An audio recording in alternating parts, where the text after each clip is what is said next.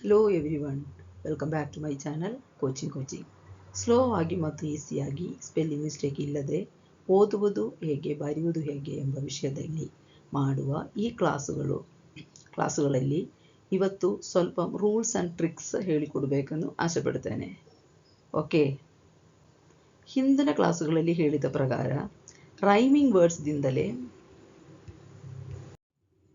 English ಅಕ್ಷರಮಾಲೆಯಲ್ಲಿ 26 ಅಕ್ಷರಗಳುಂಟು. ಸ್ವರಾಕ್ಷರಗಳು ವ್ಯಂಜನಾಕ್ಷರಗಳಾಗಿ ಕನ್ನಡದಲ್ಲಿ ಬರೆದು ಅದೇ ಥರ ಬೇರೆ ಬೇರೆ ಇಲ್ಲ. ಈ ಅಕ್ಷರಗಳಿಂದ 26 ಅಕ್ಷರಗಳಿಂದಲೇ ನಾವು ಸ್ವರಾಕ್ಷರಗಳು ವ್ಯಂಜನಾಕ್ಷರಗಳಿಗೆ ಬೇರ್ಪಡಿಸಬೇಕು. ಇದರಲ್ಲಿ ಸ್ವರಾಕ್ಷರಗಳೆಂದರೆ ವೌವಲ್ಸ್ನ ಹೇಳ್ತದೆ. ಈ ಅಕ್ಷರಗಳೇ ಸ್ವರಾಕ್ಷರಗಳು. A, E, I, O, U ಇದು ಸ್ವರಾಕ್ಷರಗಳು. ಇದು ಕನ್ಸೋನೆಂಟ್ಸ್ ಅಂದರೆ ವ್ಯಂಜನಾಕ್ಷರಗಳು. B for bat, B for ಬ ಓದುವುದಿಲ್ಲ, ಬ ಓದ್ತದೆ. C for cat, C for ಕ. D for dog, D for ಡ. F for fish, F for ಫ. G for goat, G for ಗ.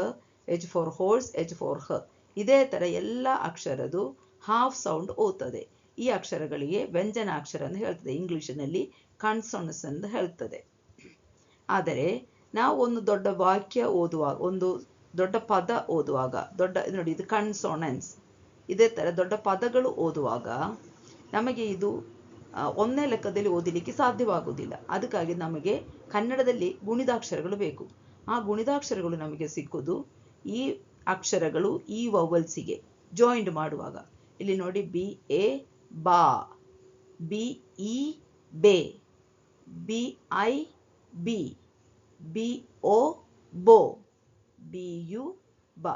ಅದೇ ಥರ ಇದರಲ್ಲಿ ಒಂದೊಂದು ಅಕ್ಷರಗಳು ಇದಕ್ಕೆ ಜಾಯಿಂಟ್ ಆಗಿ ಬರುವಾಗ ನಿಮಗೆ ಗುಣಿದಾಕ್ಷರಗಳು ಸಹ ಸಿಗ್ತದೆ. ಹಾಗೆ ನಮಗೆ ಈಸಿಯಾಗಿ ಓದಲಿಕ್ಕೆ ಫಸ್ಟ್ ಸ್ಟೆಪ್ ಸಿಗ್ತದೆ. ಇದು ಹಿಂದಿನ ಕ್ಲಾಸ್ಗಳಲ್ಲಿ ಮಾಡಿದೆ.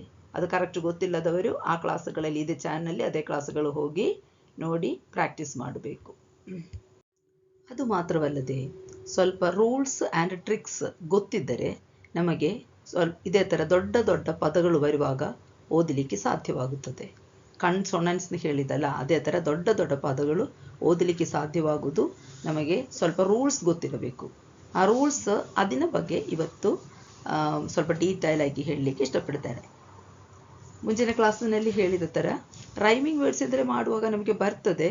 ಆದರೆ ಸಹ ತುಂಬ ದೊಡ್ಡ ವರ್ಡ್ಸ್ ಆದರೆ ರೈಮ್ ವರ್ಡ್ಸ್ ಬರಲಿಕ್ಕೆ ಕಷ್ಟ ಆಗ್ತದೆ, ಓದಲಿಕ್ಕೆ ಕಷ್ಟ ಆಗ್ತದೆ. ನೋಡಿ, 88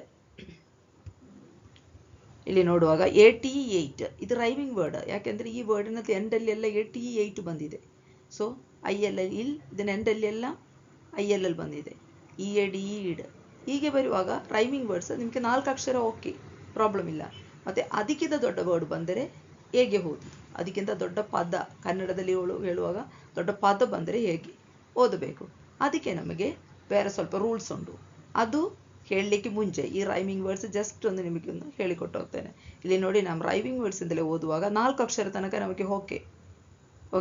ಇದು ನೋಡು, 88, PATE ಬೇಟ್, GATE 8, HATE 8.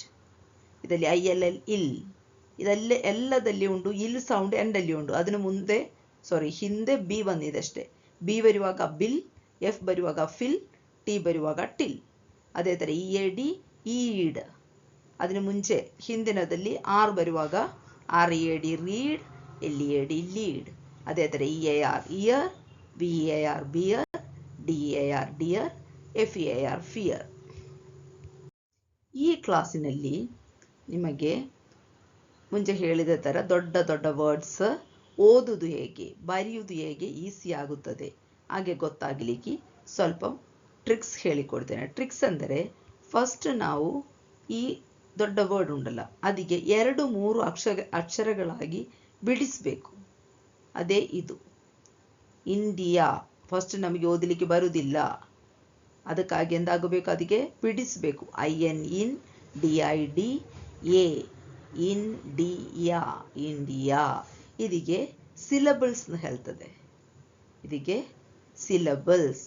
ಹೀಗೆ ನಾವು ಎಂದು ದೊಡ್ಡ ವರ್ಡ್ ನಮಗೆ ಸಿಕ್ಕಿದರೆ ಸಹ, ಎಷ್ಟು ದೊಡ್ಡ ವರ್ಡ್ ಆದರೆ ಸಹ ನಮಗೆ ಓದಲಿಕ್ಕೆ ಸಾಧ್ಯವಾಗ್ತದೆ. ಅದಿದೆ ಅದರ ಪೀಸ್ ಆಗಿ ಮಾರ್ಪಡಿಸಬೇಕು.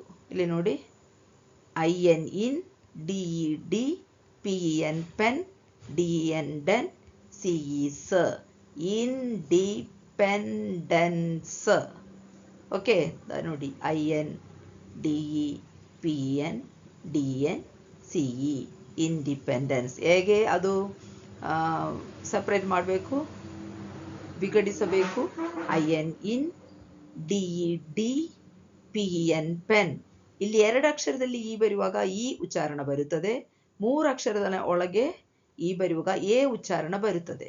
ಅದೆಲ್ಲ ಹಿಂದಿನ ಕ್ಲಾಸುಗಳಲ್ಲಿ ಉಂಟು, ಅದು ಸ್ವಲ್ಪ ಪ್ರಾಕ್ಟೀಸ್ ಮಾಡಿದರೆ ಸಾಕು, ಆಯ್ತಾ?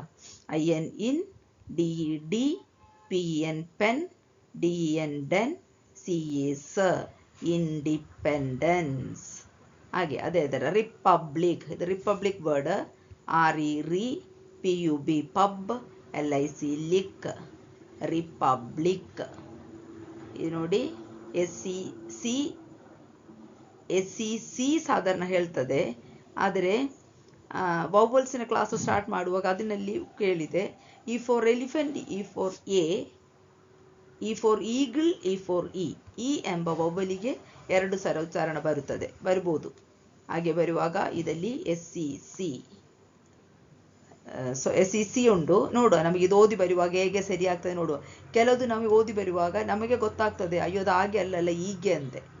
ಓಕೆ, ನೋಡು ಅದರ ಟ್ರಿಕ್ಸ್ ಅನ್ನು ಹೇಳಿದ್ದು. SEC ಉಂಟು, PA ಪಾ ಉಂಟು, RATE ರೇಟ್ ಮುಂಚೆ ಹೇಳಿದೆ, ATE RATE ರೇಟ್. ಸೊ ಇದು ಹೇಗೆ ಓದಬೇಕು? ಸಿಪರೇಟ್ ಅನ್ನು ಓದುವುದಿಲ್ಲ, ಸಿಪರೇಟ್ ಅನ್ನು ಹೇಳುವುದಿಲ್ಲ, ಓದೋದು ಸೆಪರೇಟ್ ಅಂದೆ. ಓಕೆ, ಇದೇ ಥರ ಸ್ವಲ್ಪ ಟ್ರಿಕ್ಸ್ ಯೂಸ್ ಮಾಡಬೇಕು. ಪ್ರಾಕ್ಟೀಸ್ ಮಾಡಿದರೆ ಮಾತ್ರ ಬರ್ತದೆ ಅಷ್ಟೇ, ಜಾಸ್ತಿ ಕಷ್ಟ ಅಂತ ಸಹ ಇಲ್ಲ, ಈಸಿಯಾಗಿ ಮಾಡಲಿಕ್ಕೆ ಆಗ್ತದೆ, ಸ್ವಲ್ಪ ಒಂದು ಪ್ರಾಕ್ಟೀಸ್ ಬೇಕು. SE PA pa, RATE rate, separate.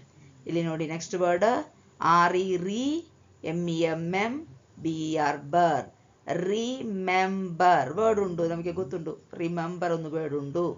Okay, next ಇದು text book, TEXT text, BOOK book, text book. Okay, next COM com, PU pu, TER ter, computer, computer. Next FUR fur, THER ther, further. Next BET bet, WEEN ween, between ಹೇಳುವುದಿಲ್ಲ, between. Okay, ಹೀಗೆ ಕೆಲ rules. ಅದು ರೂಲ್ಸ್ನ ಹೇಳಿದರೆ English ಭಾಷೆಯಲ್ಲಿ ನಮಗೆ ಅದು ಕರೆಕ್ಟಾಗಿ ಬರಬೇಕಂದಿಲ್ಲ, means ಅದೊಂದು ಅದೇ ರೂಲ್ ಹಾಗೆ ಫಾಲೋ ಮಾಡಬೇಕಂದಿಲ್ಲ. ಕೆಲವು ಟೈಮಲ್ಲಿ ಸ್ವಲ್ಪ ಇದು ನಾನು ಹೇಳಿದ ಥರ ಇಲ್ಲಿ SE ಬರುವಾಗ ನಾವು ಸೇ ಓದಿದೆ, ಇಲ್ಲಿ RE ಬರುವಾಗ ರೇ ಓದಿಲ್ಲ, ರೀ ಓದಿದೆ. ಅದು ಸ್ವಲ್ಪ ಒಂದು ಆಚೆ ಈಚೆ ಗಮನವಿಟ್ಟು ಓದಿದರೆ ನಮಗೆ ಕರೆಕ್ಟಾಗಿ ಬರುತ್ತದೆ. ಓಕೆ, ಇದೇ ಥರ ಇದಕ್ಕಿಂತ ದೊಡ್ಡ ವರ್ಡ್ಸ್ ಆದರೆ ಸಹ ನಾನು ಸ್ವಲ್ಪ ಕೊಟ್ಟಿದ್ದು ಮಾತ್ರವೇ, ಇದು ಮಾತ್ರ ಅಲ್ಲ, ಇದು ನಿಮಗೆ ಪ್ರಾಕ್ಟೀಸ್ ಮಾಡಲಿಕ್ಕೆ, ಇದೇ ಥರ ಪ್ರಾಕ್ಟೀಸ್ ಮಾಡಿದರೆ ಇನ್ನೂ ಸಾವಿರಷ್ಟು ದೊಡ್ಡ ವರ್ಡ್ ಆದರೆ ಸಹ ನಿಮಗೆ ಈಸಿಯಾಗಿ ಓದಲಿಕ್ಕೆ ಬರೀಲಿಕ್ಕೆ ಸಾಧ್ಯವಾಗುತ್ತದೆ. ಹೀಗೆ ನಾನು ಹೇಳಿದ್ದು ನಿಮಗೆ ಈಸಿಯಾಗಿ ಓದಲಿಕ್ಕೆ ಸ್ವಲ್ಪ ಟ್ರಿಕ್ಸ್ ಹೇಳಿಕೊಡ್ತೇನೆ ಅಂದೆ. ನೆಕ್ಸ್ಟ್ ಟ್ರಿಕ್ ಅಂದರೆ ಕೀವರ್ಡ್ಸಿನ ಜೊತೆ ಓದುವಾಗ ಅದು ಈಸಿ ಆಯಿತು. ಕೀವರ್ಡ್ಸ್ ಅಂದರೆ ನಮಗೆ ಅದು ಪ್ರಾಕ್ಟೀಸ್ ಮಾಡಿದರೆ ತುಂಬ ಸುಲಭ ಆಗ್ತದೆ, ಆಯಿತಾ? ಇಲ್ಲಿ ನೋಡಿ, ಇಲ್ಲಿ ಒಂದು BLE ಉಂಟು, ಇಲ್ಲಿ ಒಂದು BLE ಉಂಟು, CLE ಉಂಟು, KLE ಉಂಟು, DLE ಉಂಟು, PLE ಉಂಟು. ಇದೇ ಥರ ಓದೋದು ಹೇಗೆ ಅಂದೆ, ಅದೊಂದೇ ಥರ ಗೊತ್ತಿದ್ದರೆ ನಿಮಗೆ ಎಂಡಲ್ಲಿ ಇದೇ ಥರ ಬರುವಾಗ ಓದಲಿಕ್ಕೆ ಸುಲಭ ಆಗ್ತದೆ. ಈಗೆಂದರೆ ನೋಡಿ, ಫಸ್ಟ್ BLE ಅದು ಅನಂತರ ಒಂದು ಡ್ಯಾಶ್ ಕೊಟ್ಟಿದೆ. ಇಲ್ಲಿ ಬರುವಾಗ ಒಂದು ಡ್ಯಾಶ್ ಕೊಟ್ಟ ಅನಂತರ BLE ಸ್ಟಾರ್ಟ್ ಆಗಿದೆ. ಫಸ್ಟ್ ನಾವು ಅದೇ ಹೇಗೆ ಓದುವುದೆಂದು ನೋಡುವ. ಇಲ್ಲಿ BLE ಸ್ಟಾರ್ಟಿಂಗಲ್ಲಿ ಬಂದರೆ ಇದು ನಾವು ಹೀಗೆ ಬಿಡಿಸಬೇಕು, B+L+E ಅಂದರೆ ಬಿಗೆ ಬ ಓದ್ತದೆ, ಎಲ್ಲಿಗೆ ಲ ಓದ್ತದೆ, ಹೀಗೆ ಎ ಓದ್ತದೆ. ಬ ಲ ಎ, ಬ್ಲೇ. ಅಂದರೆ BLE ಅಂದರೆ ಬ್ಲೇ ಓದಬೇಕು. BLE ಫಸ್ಟ್ ಬರಬೇಕು, ಒಂದು ವರ್ಡಿನ ಸ್ಟಾರ್ಟಿಂಗಲ್ಲಿ BLE ಬರುವಾಗ ಇದನ್ನು ಮೀನಿಂಗ್. ಅದ ನಂತರ ಒಂದು ಡ್ಯಾಶ್ ಕೊಟ್ಟರೆ ಅದನ್ನ ಮೀನಿಂಗ್, ಅದಲ್ಲಿ ಇನ್ನು ಬೇರೆ ಬೇರೆ ಅಕ್ಷರಗಳು ಬರುತ್ತದೆ ಹಾಗೆ. ಓಕೆ, ಸೊ BLE ಸ್ಟಾರ್ಟಿಂಗಲ್ಲಿ ಬಂದರೆ ಬ ಳ ಎ, ಬ್ಲೇ. ಇಲ್ಲಿ ನೋಡಿ BLESS ಬ್ಲೆಸ್, BLESSING ಬ್ಲಸ್ಸಿಂಗ್. ಅದೇ ಥರ ಇಲ್ಲಿ ನೋಡಿ, ಇದರಲ್ಲಿ ಬರುವಾಗ BLE ಎಂಡಲ್ಲಿ ಬಂದಿದೆ. ಇಲ್ಲಿ ಸ್ಟಾರ್ಟಿಂಗಲ್ಲಿ ಇದನ್ನು ಸ್ಟಾರ್ಟ್ ಮಾಡುವಾಗ ಒಂದು ಲೈನ್ ಕೊಟ್ಟು ಡ್ಯಾಶ್ ಕೊಟ್ಟು ಸ್ಟಾರ್ಟ್ ಮಾಡಿದೆ. ಆದರೆ ಅದನ್ನ ಅರ್ಥ ಹೇಗೆ ಅಂದರೆ, ಇದನ್ನ ಫಸ್ಟ್ ಸ್ಟಾರ್ಟಿಂಗಲ್ಲಿ ಬೇರೆ ಬೇರೆ ಅಕ್ಷರಗಳು ಉಂಟು, ಅದಾನಂತರ ಲಾಸ್ಟ್ ಎಂಡಲ್ಲಿ BLE ಬಂದಿದೆ. ಹಾಗೆ ಬರುವಾಗ ಬಳ್ ಓದಬೇಕು. ಗೊತ್ತಾಯ್ತಾ? ಸ್ಟಾರ್ಟಿಂಗಲ್ಲಿ BLE ಬಂದರೆ ಬ್ಳೆ ಓದಬೇಕು, ಎಂಡಲ್ಲಿ BLE ಬಂದರೆ ಬಳ್ ಓದಬೇಕು. ಅದರಿಂದ ಓದುವುದು ಹೇಗೆ ಅಂತ ಗೊತ್ತಾಗಲಿಕ್ಕೆ ನಮಗೆ ಪ್ರಾಕ್ಟೀಸ್ ಮಾಡ್ಬೋದು. ಪ್ರಾಕ್ಟೀಸ್ ಮಾಡಲಿಕ್ಕೆ ಇದೇ ಥರ ವರ್ಡ್ಸ್ ಪ್ರಾಕ್ಟೀಸ್ ಮಾಡಿ. BLE ಎಂಡಲ್ಲಿ ಬಂದರೆ ಬಳ್, BIBLE bible, ABLE able, CABLE cable, NOBLE noble, CABLE cable, MABLE ಮೇಬಲ್, CAPABLE capable, FEEBLE feeble, TABLE table, BUBBLE bubble, DOUBLE double. ಅದೇ ಥರ ಎಂಡಲ್ಲಿ CLE ಬಂದರೆ ಹೇಗೆ? CLE ಬಂದರೆ ಎಂಡಲ್ಲಿ BLE ಬಂದರೆ ಬಳ್. ಅದೇ ಥರ ಎಂಡಲ್ಲಿ CLE ಬಂದರೆ ಕಳ್. ಹೇಗೆ ಅಂದರೆ CYCLE cycle, UNCLE uncle, CIRCLE circle, MIRACLE miracle, ARTICLE article. Next ಎಂಡಲ್ಲಿ KLE ಬಂದರೆ ಹೇಗೆ? ಎಂಡಲ್ಲಿ KLE ಬರುವಾಗ ಕಳ್ ಓದಬೇಕು. CLE ಸಹ ಕಳ್ ಓದ್ತದೆ, KLE ಸಹ ಕಳ್ ಓದ್ತದೆ. ಸೊ ಅದಕ್ಕಾಗಿ ಸ್ಪೆಲ್ಲಿಂಗ್ ಸರಿಯಾಗಿ ಬೈ ಹಾರ್ಟ್ ಮಾಡಬೇಕು. PICKLE pickle, ANKLE ankle, TACKLE tackle, SPRINKLE sprinkle, TWINKLE twinkle, BUCKLE buckle. Next GLE ಗಳ್, ANGLE angle, EAGLE eagle, SINGLE single, JUNGLE jungle. TLE ಎಂಡಲ್ಲಿ TLE ಬಂದರೆ ಟಿಲ್ ಓದಬೇಕು. LITTLE little, JENTLE gentle, TURTLE turtle, CATTLE cattle. ಇಲ್ಲಿ next ಎಂಡಲ್ಲಿ DLE ಬಂದರೆ ಡಿಲ್ ಓದಬೇಕು. CRADLE cradle, MIDDLE middle, NEEDLE needle, RIDDLE riddle, NOODLE noodle, CANDLE ಕ್ಯಾಂಡಿಲ್.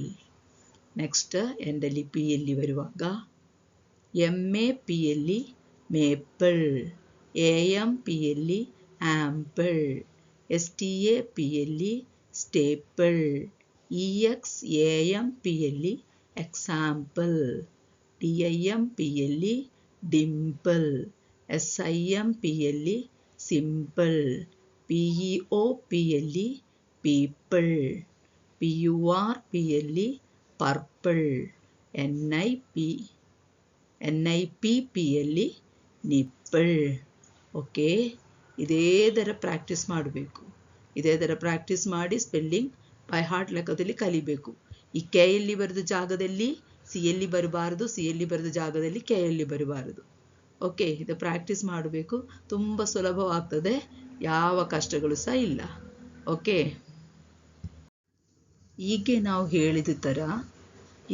ಹೇಳಿದಲ್ವಾ, BLE CLE KLE PLE DLE, ಅದೇ ಥರ ವರ್ಡ್ಸ್ ಎಂಡಲ್ಲಿ ಬರುವಾಗ ಹೇಗೆ ಓದುದು, ಅದೇ ಥರ ಇನ್ನು ಕೆಲವು ವರ್ಡ್ಸ್ ಸಹ ಉಂಟು, ಜಾಸ್ತಿ ಉಂಟು. ಇದೆಲ್ಲ ನಾವು ಪ್ರಾಕ್ಟೀಸ್ ಮಾಡಿ ಬರುವಾಗ ನಮಗೆ ಎಷ್ಟು ದೊಡ್ಡ ವರ್ಡ್ ಆದರೆ ಸಹ ಅದು ಕಷ್ಟ ಇಲ್ಲ ಆದರೆ ಓದಲಿಕ್ಕೆ ಸಾಧ್ಯವಾಗ್ತದೆ. ಇಲ್ಲಿ ನೋಡಿ, 1-2-3 ಎಕ್ಸಾಂಪಲ್ ಆಗಿ ಕೊಡ್ತೇನೆ. ಇದು ನೆಕ್ಸ್ಟ್ ಕ್ಲಾಸಲ್ಲಿ ಮಾಡ್ತೇನೆ, ಆಯಿತಾ? ಈಗ ನೋಡಿ TION, ಅದು ಟಿಯೋನ್ ಓದುವುದಿಲ್ಲ. ಒಂದು ವರ್ಡ್ನ ಎಂಡಲ್ಲಿ TION ಬಂದರೆ ಷನ್. ಅದೇ ಥರ SION ಇದು ಸಹ ಷನ್ ಓದ್ತದೆ. ನೆಕ್ಸ್ಟ್ SHION ಅದು ಸಹ ಷನ್ ಓದ್ತದೆ. ಅದೇ ಥರ ಬೇರೆ ಬೇರೆ ವರ್ಡ್ಸ್ ಉಂಟು, ಅದು ನಮಗೆ ನೆಕ್ಸ್ಟ್ ಕ್ಲಾಸಲ್ಲಿ ಡಿಸ್ಕಸ್ ಮಾಡುವ. ಓಕೆ, ಈಗ ನಾನು ಸ್ಟಾಪ್ ಮಾಡ್ತೇನೆ. ಲೈಕ್ ಮಾಡಿ, ಸಬ್ಸ್ಕ್ರೈಬ್ ಮಾಡಿ, ಶೇರ್ ಮಾಡಿ, ಸಹಕರಿಸಿ. ಧನ್ಯವಾದಗಳು.